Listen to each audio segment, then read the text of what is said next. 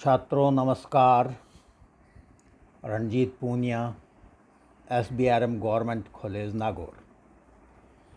छात्रों, पिछले अध्यायों या वीडियो में हमने अलाउद्दीन खिलजी के बारे में डिस्कस किया।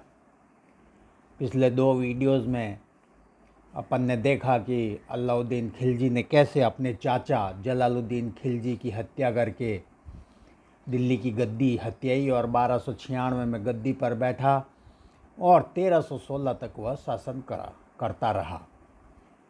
इसके अगले वीडियो में अपन ने देखा अलाउद्दीन की प्रारंभिक कठिनाइयाँ, उसने उन कठिनाइयों पर कैसे पार पाया। उसके बाद उसने 3 अक्टूबर 1296 में दिल्ली पर अधिकार कर लिया और दिल्ली में गद्दी पर बैठा। अपने चाचा की हत्या करने के पश्चात 19 जुलाई 1296 में वो कड़ा मानिकपुर में गद्दी पर बैठा था, लेकिन दिल्ली पर बैठे बिना या दिल्ली को हत्याए बिना दिल्ली सल्तनत पर अधिकार करना मुश्किल था। इसलिए वह काड़ा मानिकपुर से चला और 3 अक्टूबर 1296 में दिल्ली पर अधिकार करके दिल्ली पर गद्दी पर बैठा। गद्दी पर बैठने के पश्चात उसने सर्वप्रथम दिल्ली की जनता को खुश किया, उसमें खूब धन लुटाया। उसके बाद उसने जलालुद्दीन खिलजी के उत्तराधिकारियों का दमन किया और तीसरा काम उसने किया धोखेबाज अमीरों को दंडित करना।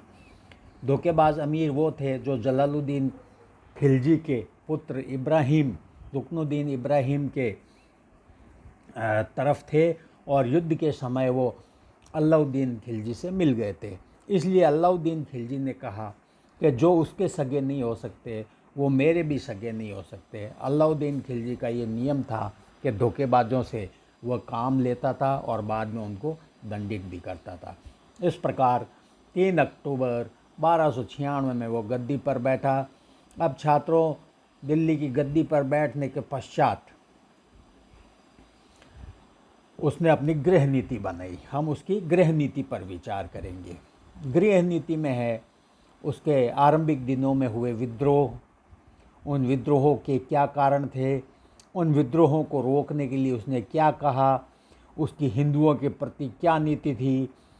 उसने स्थायी सेना का निर्माण किया, स्थापना की, उसने बाजार नियंत्रण लागू किया, उसका राजस्व का सिद्धांत क्या था और उसके राजस्व का सिद्धांत क्या था। इन सभी बिंदुओं पर आज हम प्रकाश डालेंगे। तो छात्रों, शुरू करते हैं अलाउद्दीन की गृह नीति। अलाउद्दीन के शासनकाल के प्रारंभिक दिनों में 4 विद्रोह हुए और उसके शासनकाल में अशांति उत्पन्न हुई।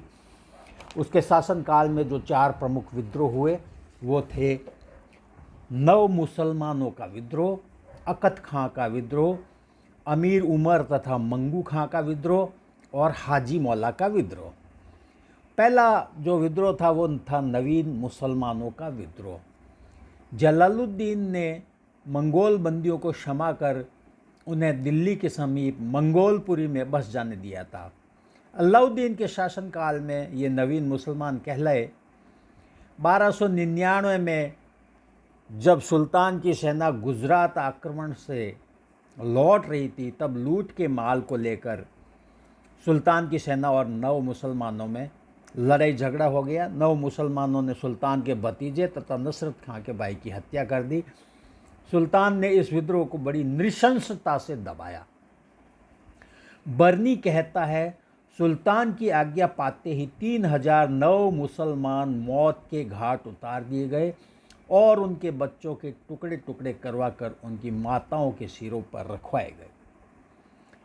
दूसरा विद्रोह अलाउद्दीन खिलजी के समय था अकत खां का विद्रोह। अकत खां सुल्तान का भतीजा था। वह भी अपने चाचा की भांति ही एक महत्वाकांक्षी नवयुवक था। रणथंबोर जाते समय सुल्तान तिलपत पर रुका तथा अकेला शिकार पर चला गया। अवसर पाकर अकत खां ने सुल्तान पर प्रहार किया तथा उसे मरा जान दिल्ली तख्त पर बैठने के लिए आ गया, पर मलिक काफूर ने अकत खां की चाल सफल नहीं होने दी। सुल्तान बनने के स्थान पर अकत खां को अपने प्राणों से हाथ धोना पड़ा। तीसरा विद्रोह था अमीर उमर तथा मंगू खां का विद्रोह। ये दोनों अमीर सुल्तान की बहन के पुत्र थे। अकत खां के विद्रोह को शांत कर जब अलाउद्दीन रणथंबोर का घेरा डाले हुए था तो इन दोनों ने बदायूं तथा अवध में बगावत का झंडा बुलंद कर दिया। परंतु उनके विद्रोह को दबाने में भी सुल्तान ने तत्परता से कार्य किया। दोनों को बंदी बनाकर कारागार में डाल दिया गया तथा कुछ दिनों बाद उन दोनों की आंखें निकलवा दी गई। चौथा विद्रोह जो अलाउद्दीन खिलजी के शासनकाल के आरंभिक दिनों में हुआ था वो था हाजी मौला का विद्रोह। इन विद्रोहों से अधिक भयंकर विद्रोह हाजी मौला का था। यह सुल्तान से असंतुष्ट था क्योंकि सुल्तान ने उसे काजी उल मुल्क की मृत्यु के उपरांत दिल्ली का कोतवाल नहीं बनाया था। उसने भी सुल्तान के विरुद्ध बगावत कर दी। उसने सेना एकत्र कर सुल्तान द्वारा नियुक्त कोतवाल तिरमिज की हत्या कर दी और राजकोष पर अधिकार कर लिया। सुल्तान इस समय रणथंबोर के घेरे में व्यस्त था। खबर लगते ही सुल्तान ने उलुग खां को राजधानी भेजा, परंतु उसके पहुंचने से पूर्व ही स्वामी भक्त मालिक हमीदुद्दीन ने हाजी मौला को इस लोक से विदा कर दिया। इसके साथ ही उसके समर्थकों को भी निर्दयता से मरवा दिया गया। ये विद्रोह एक के बाद एक कुछ ही वर्षों में हुए, इसलिए सुल्तान को विश्वास हो गया कि शासन व्यवस्था में कुछ मौलिक दोष हैं। उसने अपने मित्रों की सलाह से परिस्थिति का गंभीर अध्ययन किया और इस निष्कर्ष पर पहुंचा कि इन विद्रोहों के 4 प्रमुख कारण थे। ये कारण थे, पहला, गुप्तचर विभाग की अयोग्यता, जिसके कारण सुल्तान को अपने पदाधिकारियों और जनता के क्रियाकलापों की जानकारी उचित समय पर नहीं मिल पाती थी। दूसरा, मद्यपान का सामान्य रिवाज। मद्यपान के सामान्य रिवाज के चलते लोगों में भाईचारे की भावना उत्पन्न होती थी और विद्रोह तथा षड्यंत्र के लिए उत्तेजना मिलती थी।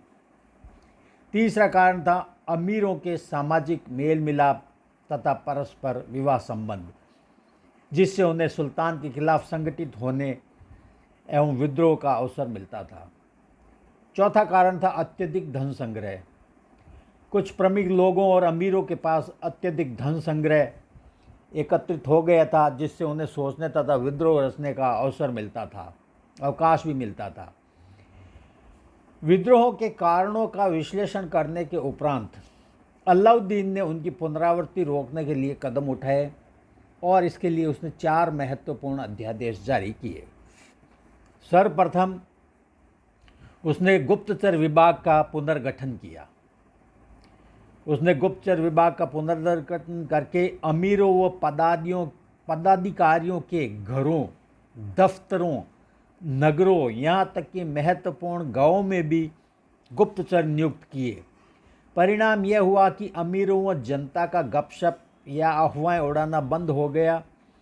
सुल्तान के पास उनके कामों की ही नहीं बल्कि उनके विचारों और योजनाओं की भी खबरें पहुंचने लगी। दूसरा अध्यादेश जारी करके उसने मद्यपान तथा अन्य मादक पदार्थों का उपयोग निषिद्ध कर दिया। सुल्तान ने स्वयं भी मदिरा त्याग कर दिया। नाटकीय ढंग से उसने अपने मदिरा पात्र जनता के समक्ष तुड़वा दिए। दिल्ली में मदिरा लाने पर रोक लगा दी। सारे साम्राज्य में तो मदिरा पर रोक नहीं लगाई जा सकी, लेकिन कहते हैं दिल्ली के इर्द गिर्द 25 किलोमीटर के रेडियस में मदिरा लाने पर और बेचने पर और पीने पर रोक लगा दी गई। तीसरा अध्यादेश द्वारा सुल्तान ने अमीरों के सामाजिक मेल मिलाप तथा पारस्परिक विवाह संबंधों पर प्रतिबंध लगा दिया था।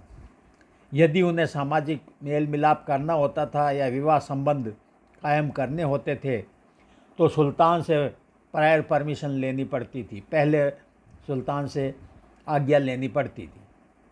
चौथा अध्यादेश, चौथे अध्यादेश के द्वारा उसने जो धार्मिक गुरु थे, धर्मस्व थे तथा माफ़ी की भूमि को उसने जमा कर लिया। धार्मिक लोगों को दी गई और माफ़ी की भूमि को जब्त कर लिया। अलाउद्दीन ने कुछ की भूमि वापस करने के लिए बाध्य किया और अधिकारियों को उनसे किसी न किसी बहाने अधिक से अधिक कर वसूलने की आज्ञा दी गई, ताकि जो अमीर वर्ग था उसके पास ज़्यादा पैसा न रहे और पैसे के बल पर ही वो सेना खड़ी करके और विद्रोह करते थे। इसलिए सुल्तान ने आज्ञा दी कि इनके पास जो धन था वो धन तो जब्त किए ही जाए और साथ ही साथ उस पर बहुत ज़्यादा कर लगाया जाए। इतिहासकार बर्नी कहता है, बड़े अमीरों, उच्च अधिकारियों, चोटी के व्यापारियों के अलावा किसी के पास सोना तो देखने को ही नहीं मिलता था। तो इस प्रकार से उसने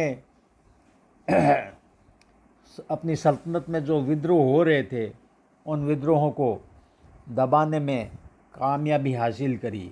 उस कामयाबी के लिए उसने ये 4 अध्यादेश जारी किए थे उन विद्रोहों को दबाने के लिए।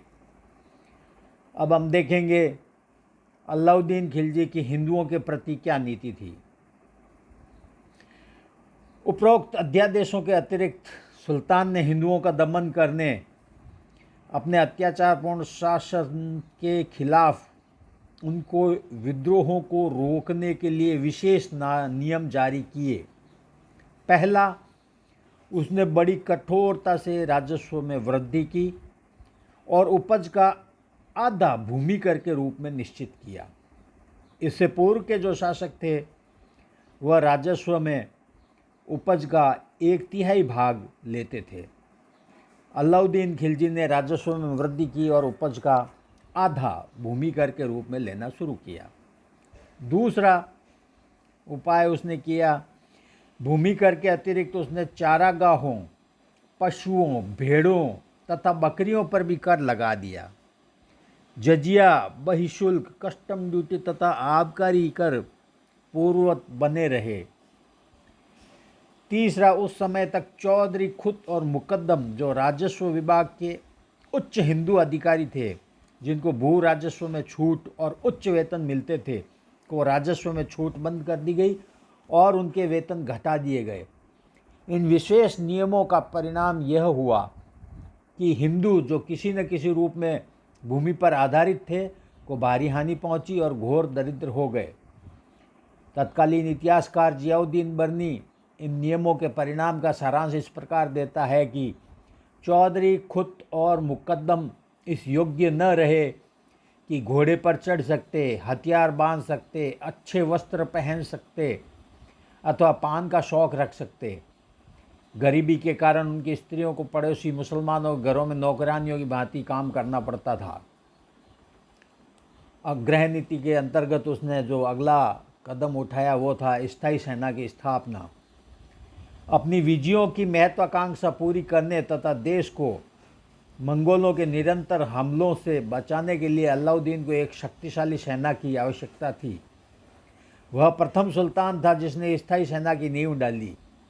फौज की भर्ती सीधी सेना मंत्री द्वारा की जाती थी, जिसे राजकोष से नकद वेतन मिलता था। एक सैनिक का वेतन 234 टंका प्रतिवर्ष था। टंका यानी चांदी का सिक्का। एक अतिरिक्त घोड़ा रखने वाले सैनिकों को 78 टंका अधिक मिलते थे। सेना में भ्रष्टाचार रोकने के लिए सेना मंत्री के पास एक रजिस्टर होता था जिसमें सैनिकों का हुलिया नोट किया जाता था तथा घोड़ों को दागने की प्रथा आरंभ की गई, क्योंकि इसमें भी अमीर लोग फर्जीवाड़ा करते थे, भ्रष्टाचार करते थे। पैसे तो सरकार से अच्छे घोड़े के ले लेते थे, लेकिन वास्तव में कोई टट्टू ला के खड़े कर देते थे। इसलिए अलाउद्दीन ने ये नियम बनाया कि घोड़ों को दागा जाएगा। सल्तनत की एक सुल्तान की एक विशेष मोहर होती थी जिससे घोड़े पे निशान लगाया जाता था, उसको दागा जाता था, ताकि ये पता रहता था कि ये सुल्तान की सेना का घोड़ा है। तो ये घोड़ों को दागने की प्रथा भी उसने आरंभ की। इतिहासकार फरिश्ता के अनुसार केंद्रीय सेना में 4,75,000 घुड़सवार थे। किसी लेखक ने पैदल सेना की संख्या नहीं दी है, किंतु वह निश्चित रूप से घुड़सवार फौज से अधिक रही होगी। अब हम देखेंगे उसका बाजार नियंत्रण। समसामयिकों के लिए अलाउद्दीन का बाजार नियंत्रण संसार के बड़े आश्चर्यों में से एक था। चित्तौड़ विजय से लौटने के बाद अलाउद्दीन ने आदेश जारी कर खाद्य पदार्थ, चीनी और तेल से लेकर सुई तथा आयात किए गए कीमती वस्त्रों से लेकर घोड़ों, पशु, गुलाम लड़के और लड़कियों का मूल्य निर्धारित करने का प्रयास किया। इसके लिए उसने दिल्ली में 3 बाज़ारों की स्थापना की। इनमें से एक बाज़ार खाद्य पदार्थ, दूसरा बहुमूल्य वस्त्र और तीसरा घोड़ों, गुलामों और पशुओं के लिए था। प्रत्येक बाजार के लिए एक पंजिका रखी जाती थी तथा दुकानदारों और वस्तुओं के मूल्य पर सख्त नियंत्रण रखा जाता था। बाजार नियंत्रण के लिए अलाउद्दीन के पास कुछ विशेष कारण थे। दिल्ली पर मंगोलों के आक्रमण को रोकने तथा अपनी साम्राज्यवादी महत्वाकांक्षा को पूरी करने के लिए एक बड़ी सेना की अति आवश्यकता थी।